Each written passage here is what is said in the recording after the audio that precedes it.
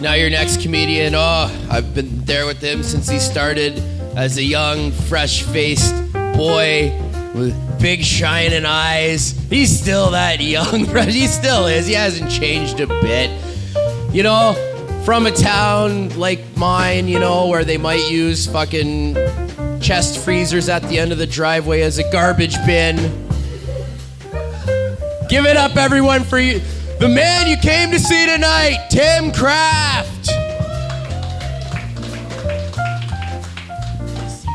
All right, guys, keep it going for the starting goalie of the Trailer Park Boys prison hockey team.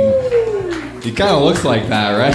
Grew bug in the shower tonight. Oh, hey, you're starting already. This will be fun. This is gonna go great. You know when you plan something and then you get like a wild card in the mix? Yeah, thank you. I'm sitting here. Yeah, no, I can't wait to go through the audio of this after and just try to identify the drunk guy in the front row. It's Kyle. Kyle, nice to meet you, Kyle. Kyle Wright. Kyle Wright? Yeah. Wow, because you behaved wrong, dude. Created to destroy, my friend. You're seeking to destroy? Created. Created to destroy. Okay, so your parents know. Yeah. My parents in the back hiding. They're in the back hiding. I would be too if I were your parents. This is fun. This is how that'll go. We'll just do 40 minutes of this. That's perfect. Kyle, thank you for coming here. Round of applause to Kyle, everybody. Thank you. For the future, please don't talk. Politely. Afterwards, we'll drink or something. It'll be fun. But for now, this lady would really like it if you shut the fuck up. This is great. Thank you guys for being here. How is your fucking night going? As good as mine? Yeah, you know when you want to do something and it doesn't turn out the way you think it will? See the comic in the back's like, yeah, I understand. Why do we keep fucking... I don't even know what I'm doing. Thank you guys for being here. How's it going? This is great. I love when there's a table who's clearly in a different tax bracket than everybody else. Like, you guys look so much wealthier than everybody else in here. Just your posture. That's why they call it posture. You guys are fucking posh. It's crazy. What's your name, sir? Nathan? Nathan, what do you do for a living? Rebarb? Rebarb. Okay, see, that's me being from the city and not knowing what the fuck a blue-collar job is anymore. You do nice work. I built bridges. Okay, that makes more sense. I use those, so we have something in common. Is that's gotta be a lot of hard work, right? Okay. The most labor is like even beyond like steel work? It is. Yeah? Well, hey, he's got this, bro, don't worry. I'm feeling them though. You're feeling him, I know. I don't think he needs your help on this. Wow, well, don't worry, we'll do some jokes at some point. So you do bridge building. Okay. Cool, that's great. Good for you, man. Round of applause to bridge building. We need those. Yeah, we'll get a warm crowd. What's up over here, guys? Thanks for coming. How's it going? Good stuff. That's my favorite Northern Ontario accent when I hear pretty good, pretty good. Are you guys from Sudbury? Oh yeah, build that nickel bigger, am I right? As what, sorry? Yeah, if you build it bigger, it's worth more, right? Bigger than nickel, 10 cents to, if that was true, the dime would be bigger than the nickel. That's good. What about you guys over here? Oh, this is great. Yeah, these are Tom's friends. And over here, I love doing comedy shows where I'm on a first name basis with the entire audience. About me, I'm Tim Kraft, that's my name. Tim Kraft is my name. Kraft is spelled with a K. Now, every time I tell people that, never ceases to amaze them. They're like, Kraft? Oh, like Kraft dinner? Yup, it's me. The man who made the food that only tastes good if you're going through divorce. Enjoy this Kraft dinner with your kids every other weekend. I'm from a very small town. I live in a city now. It's cool. Small town I'm from, it's, well, you guys would know it being in Sudbury. It's Sturgeon Falls. Yeah. It is the Put-Sin City. You can't even tell the population of the small town that we're from. You can just tell that it changes based off of how many people from the city are there that day to eat at the chip stand. It's like the type of small town where if you order anything on a poutine butt curds, they get to call the police. It's cool. I live in Montreal now, bigger city, a lot more vibrancy. I enjoy it. I've noticed differences, though, between being in a small town and a city. And it's not the people. It's not all of the vibrant cultural things you can do. It's the pigeons. The pigeons are different in a city. Because in Sturgeon, the small town I'm from, the pigeons do regular bird shit, like fly and eat at the chip stands. The pigeons in the city, they don't even fly, they just smoke cigarettes and wear leather jackets. Just on the way in here, I saw a pigeon with a neck tattoo that said, "Only Big Bird could judge me." It's just a weird thing to have. But being in Montreal is cool. I like it there.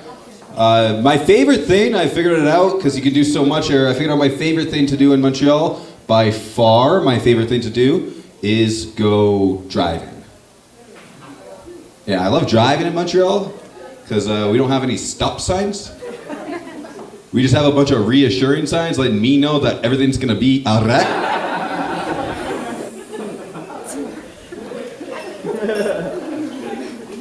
So what does that mean? Yeah, thanks guys. We can marinate on that, sure. Yeah. Every time I'm going down the street, I'm like, wow, there's no stop sign, but it's arret. Yeah, I don't know why I can't read a sign. I was there though before to check out the city, and I went because I couldn't afford Europe, so I figured Old Port, next best thing, right? So I'm in Montreal, and I was having a good time experiencing new culture, new vibrancy, all of that jazz. And when I was there, I actually got a little upset because I met this guy from America. And it wasn't that he was American, it's just, he told me his name was Miles. I was like, hey, Miles, the second you crossed the border, your name changed to Kilometers. Like, am I wrong? But learn the language or get the fuck out of the country. That part's problematic. That's great. Comedy, though, it takes you all over the world, baby. I've been to Sudbury. I've been to Montreal. I've been to Thunder Bay.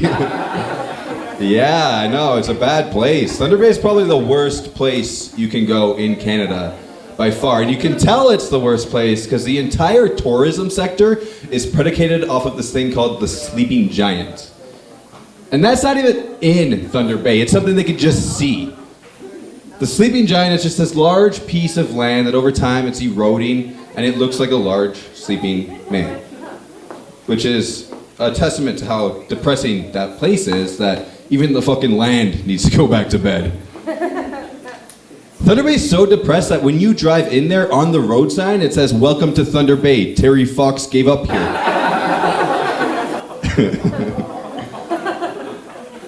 Isn't it crazy to think that Terry Fox could have lived a long and fruitful life if he didn't decide to run across one of the longest countries? Yeah. She agrees. She's like, it's not that funny, but fuck, is it true? You think Terry would have did like Lebanon, right? Yeah, well, think about the organization. Terry Fox Foundation, laps around Lebanon, perfect. It reads well. I think Terry Fox Foundation is probably one of the best foundations that Canada has. It goes Terry Fox Foundation, then it goes the Jump Rope for Heart Foundation, and then it goes the Missing Kids Foundation. And I'm pretty sure that third one is based off the first two. They used to send me door to door as a kid. Whatever happened to Don't Talk to Strangers? It's just the fourth organization is like a make work not-for-profit. It's this whole loop. I want to be proud to be Canadian, though, based off of my references for it. I do want to be proud to be Canadian, but I don't really do anything to prove being proud to be Canadian. You know, I don't, like, when I was a kid in grade school, I used to stand for the national anthem. That was pretty much it. Stand for the national anthem. In grade school, that's how I knew I was proud. Everybody had to, except for Jehovah's Witnesses, who didn't have to enter the class until like 3 minutes after, which at the time made me jealous, but at the same time, at that age, I thought a Jehovah's Witness was somebody who was in the witness protection program. Yeah, so I remember every day just thinking, yo, somebody make me witness some gangster shit just so I could press snooze on my alarm for 1 more minute in the morning. All right, Snoop Doogie Doo. Do you know we're recording? It's cold out? Yeah, man. All right, you chose the front row to get up in front of cameras over and over again. I'm born to be embarrassed. It's okay. Yeah, so this is just gonna turn into a weird YouTube video now. I apologize.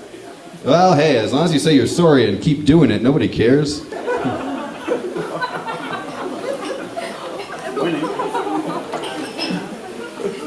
Wow, we're gonna have to loop the laugh track on this, I think. We're gonna have to take the biggest laugh and put it over each part and then try to dissect your parts out of it.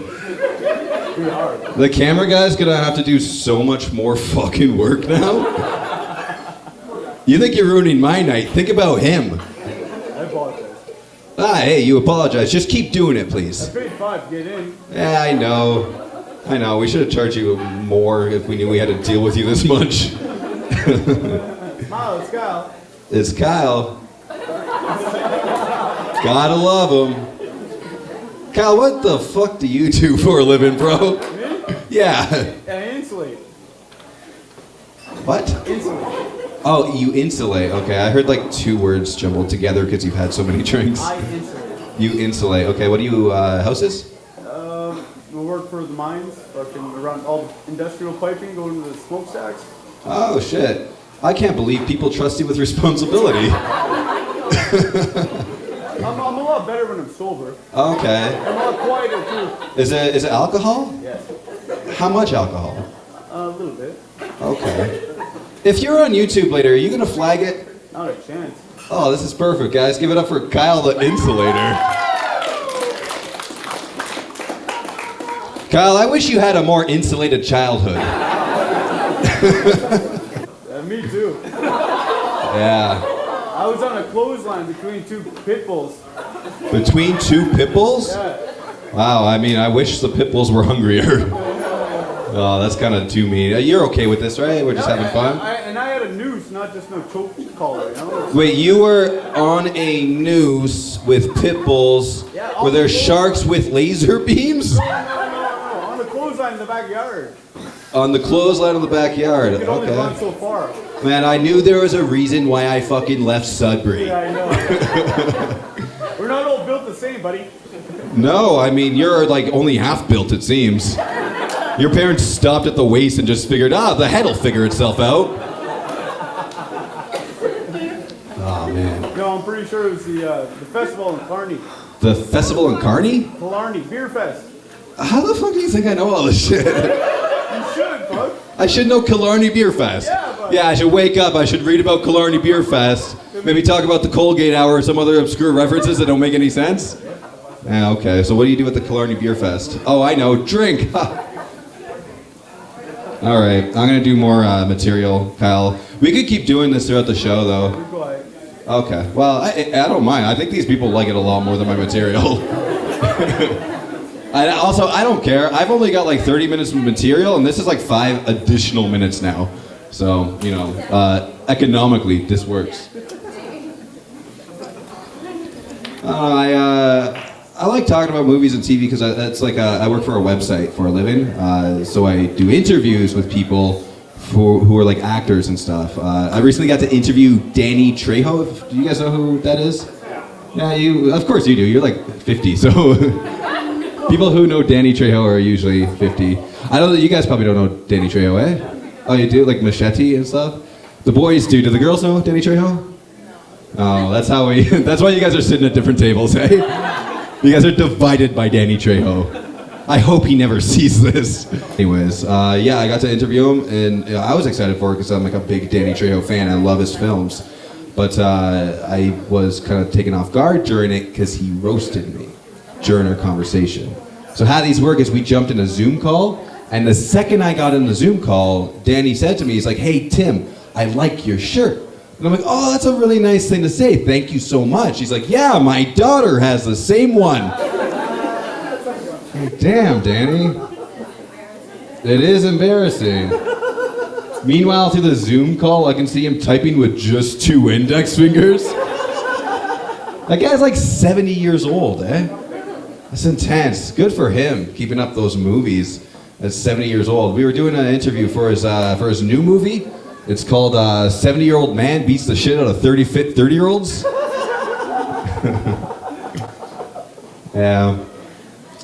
I don't like Canadian TV as much as like American stuff. It's just better. I don't like Anne with an E. That was a Canadian one. That was excellent.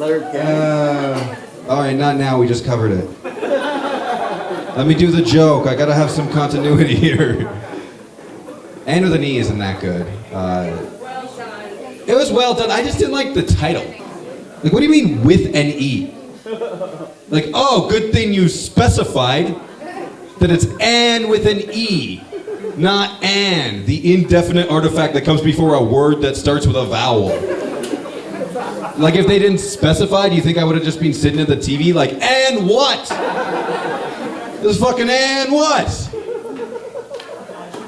I just watched that All Quiet on the Western Front recently. It's one movie. You just watch it all the way through. You didn't like it? It was dark. I couldn't finish it. Like the dark was visually dark, or it was like too dark subject matter? It was, yeah. Subject matter dark. Okay, well I'm glad you came to the show. It's gonna get worse for you guys. Yeah, I don't get it as like, I like the movie, I don't get the entire circumstance people were in back then, right? Because like they got tricked into war? They got tricked in. Yes. How do you get tricked into a war? Like on paper, that's not a good job. Imagine seeing like an advert on LinkedIn and it's like, "Hey, you could be a soldier in World War II. You're always muddy. You got no regulated hours, and all of your colleagues are mad at you." Yeah, in the HR department, they just throw grenades. All right. I think maybe we should change the pace to a round of applause to the bartenders. Okay.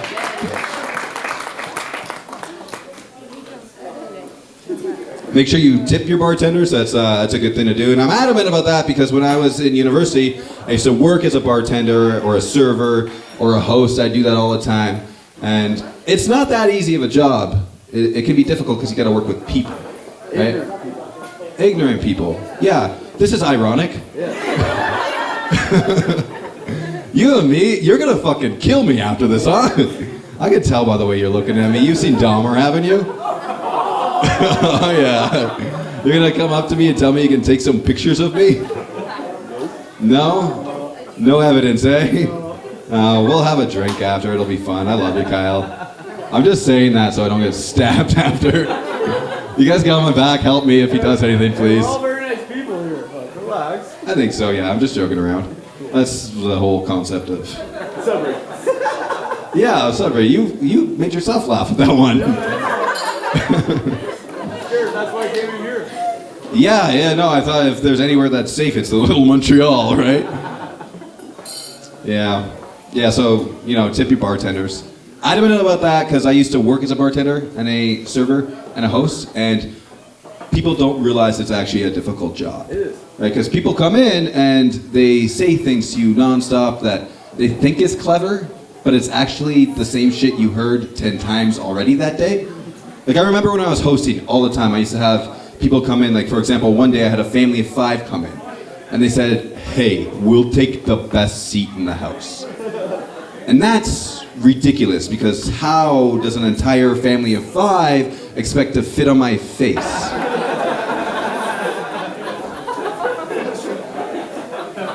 How much. Never mind. Kyle, you gotta let the laughter hang, bro. I can't build momentum if you don't stop.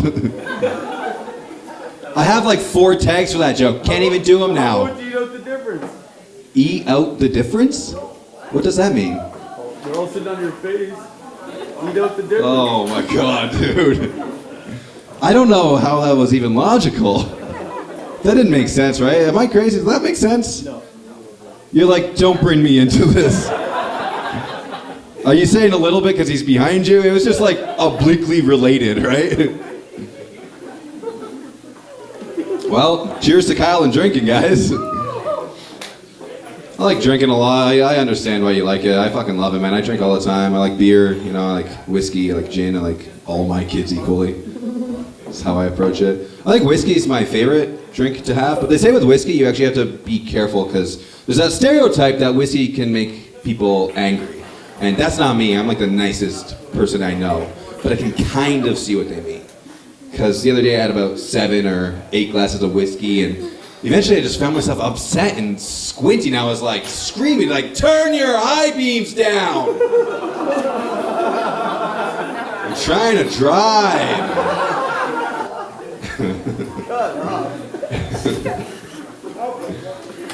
Thanks, Kyle. You're keeping this thing going that we have here. I feel like I'm at the gym trying to do a chin-up, and you're just like, let me help you there, buddy.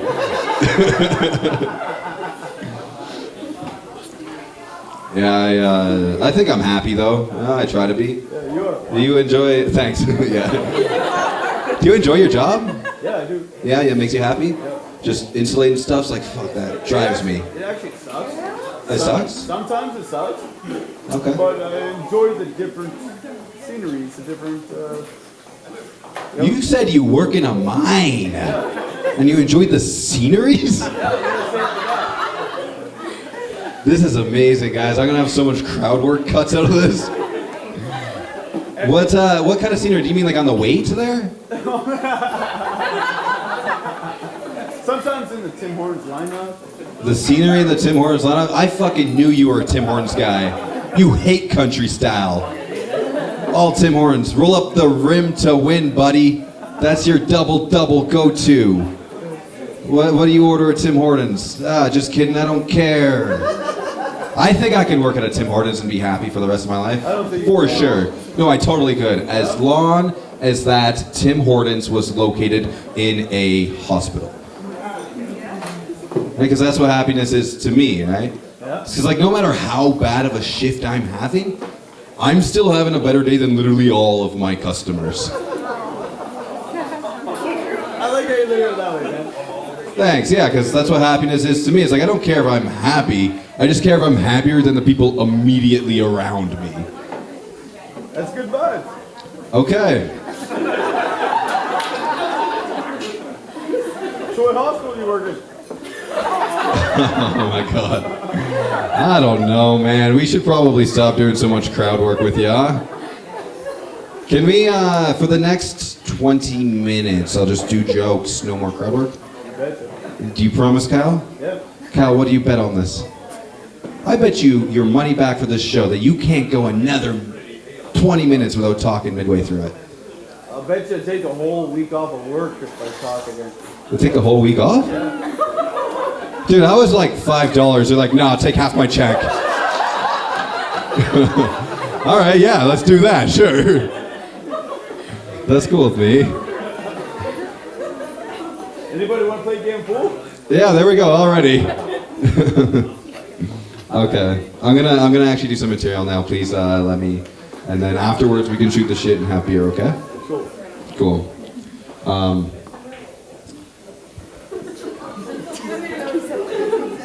Guys, I want to fall in love. You know, wouldn't that be sweet? It's such a nice thing, falling in love. A few years ago, I actually had thought I found my soulmate, but I had to break up with her because she demanded that we get a cat. There's nothing wrong with cats. Cats are cool. It's just, you know, one night we were laying in bed, and she was to the left of me, and the cat was to the right, and I just woke up in the middle of the night, and I had this inexplicable feeling. I was like, get this animal away from me! And then I pushed her off the bed. So Snowball and I have been happy for 3 years now.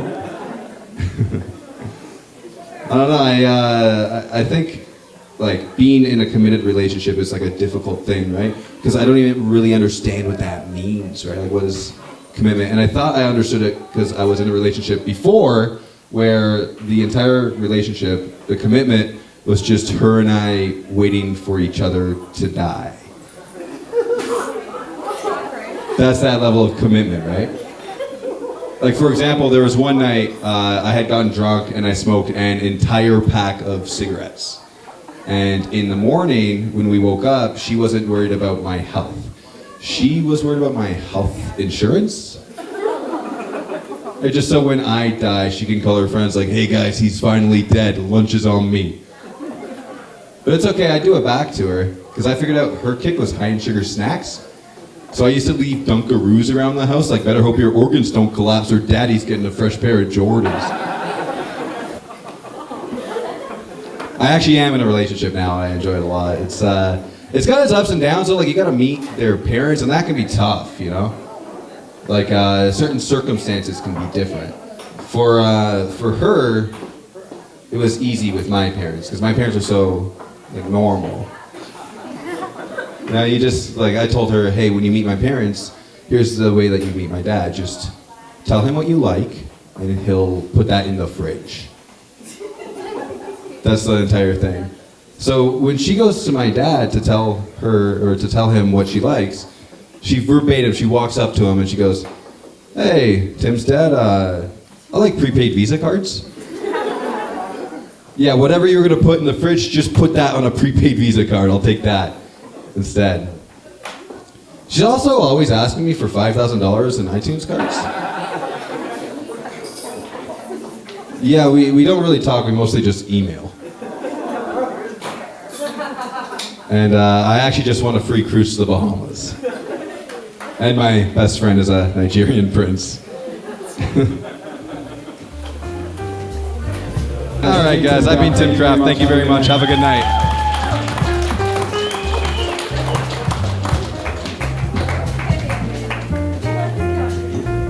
Give it up for Tim Kraft, everybody.